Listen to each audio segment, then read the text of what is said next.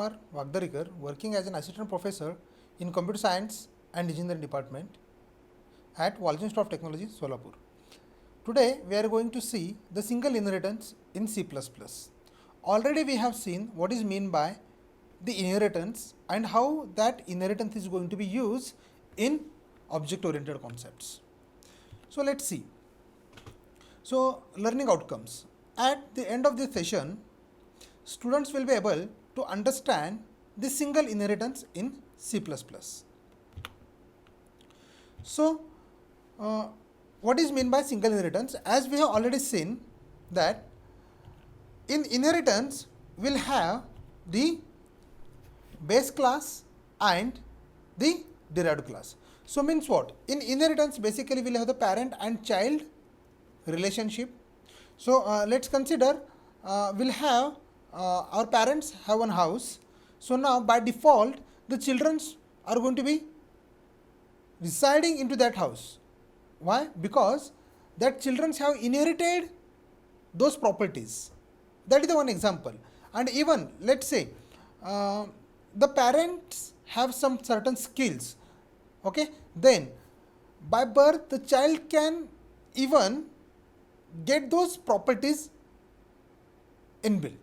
Okay, so that is nothing but the inheritance. Means what? Let's say we'll have one simple class, that is the parent class. Here we can call that parent class is nothing but the base class. So now here we'll have the body of the parent class. Okay, so now in this body of the parent class, what we'll have? Let's say we'll have some properties. We can declare some variables, we can declare some methods, we can define some methods. Okay, so that all we are going to perform in the base class, or we can call it the parent class. So now I want to access those properties in my derived class. Okay, so how we are going to do that? So to perform that operation we need to write the scope resolutions operators that will inherit the properties of the base class. Okay, so first of all let's understand the syntax of this base class and derived class. So see, in this base class what we'll have the body of the base class. This is by mistake it makes the derived, actually it's the base class. Okay, so here the class and the base class name, we need to give some certain names to our base class. Then we'll have the certain properties of that base class. Okay, then next what we'll do, we'll have the derived class. So this derived class is going to be access the properties of the base class. Okay, so now here we need to define the which class is a parent of this class, derived class. That is going to be defined by here. Now after that we need to specify the visibility mode. Now visibility mode are nothing but the access specifiers. Already we have seen, we know public, private, protected. So these are the visibility modes. So we need to declare this one. Then we are writing the body of the derived class. Okay, so let's see the definitions. It means what is meant by the derived, what is meant by the base class, what is meant by that. So now here as we have told, the base class name is nothing but the name of the base class, that is nothing but the name of the parent class which has certain properties. Okay, and the derived class, the derived class is the name of the derived class we need to specify. And now here that derived class is going to inherit the properties of the base class. Means this derived class is nothing but the child class. Okay, and we have seen that one, the visibility mode. The visibility mode specifies whether the feature of the base class are publicly inherited or privately inherited.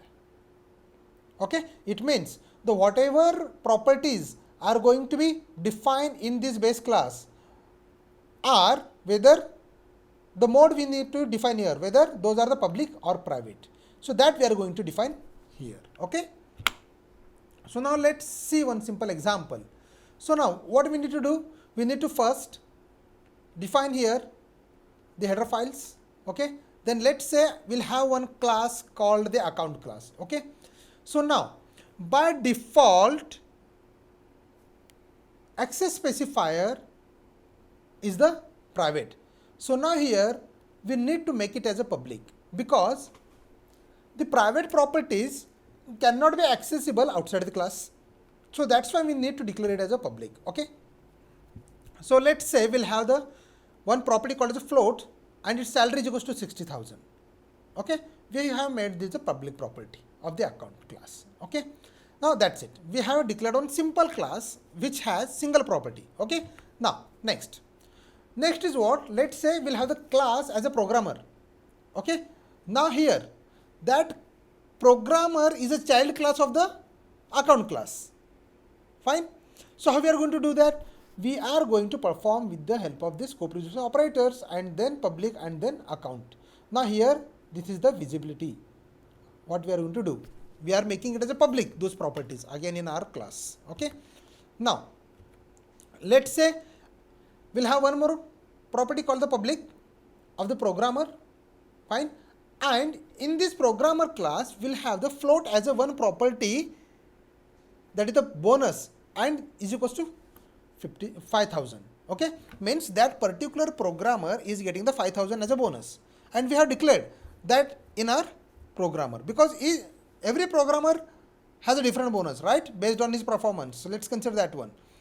So now what we have done that programmer has a one property float is equals to 5,000. Okay.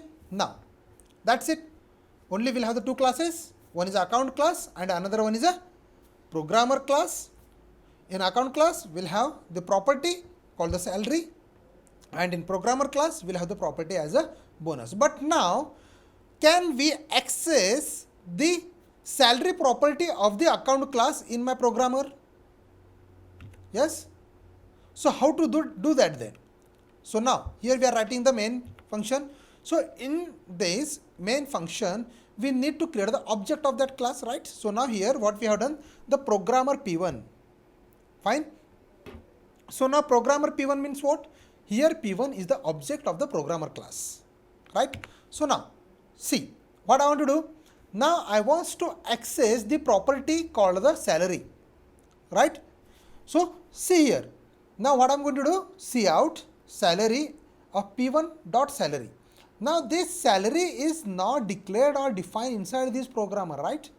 We have not declared anything inside this programmer. What we have done, we have declared this property in account class, right? But still I want to access it, right? We can access it because it's a public property, but what we are going to say, this property is inherited by this programmer by writing this particular statement, right? So now this is going to be called the salary property of the account. Okay. Now next what I'm going to do, simply I'm writing the bonus, right? Now here this bonus P1 dot bonus is defined inside this programmer. So now here if we'll see the object of the P1, right? What we have, the programmer P1. P1 is the object of which class? Account programmer class, and now trying to access the both the properties with the help of P1. Okay. So that will be the possible. So now it is going to return 0. Fine. So in this way what we are going to do, we are performing the single inheritance. Means what?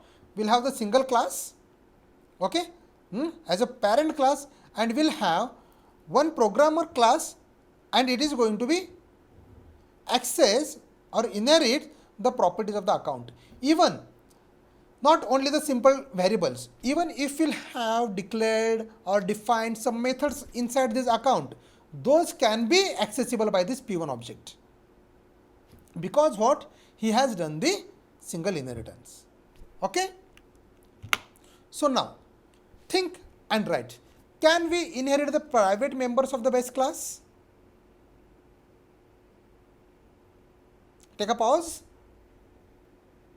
and tell me, is it possible to inherit the private properties or the members of the base class?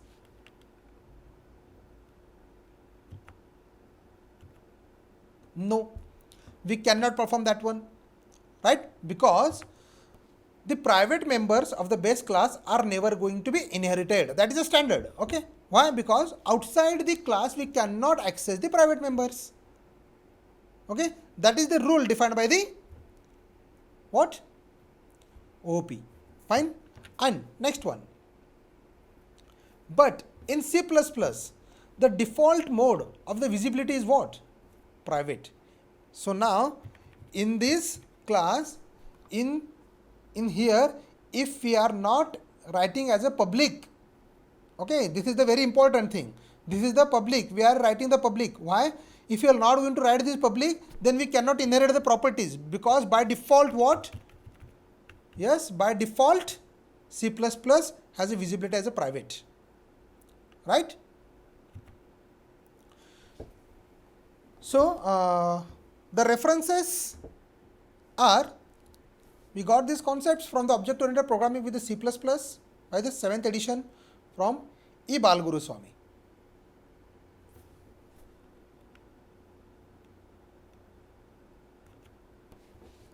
Thank you.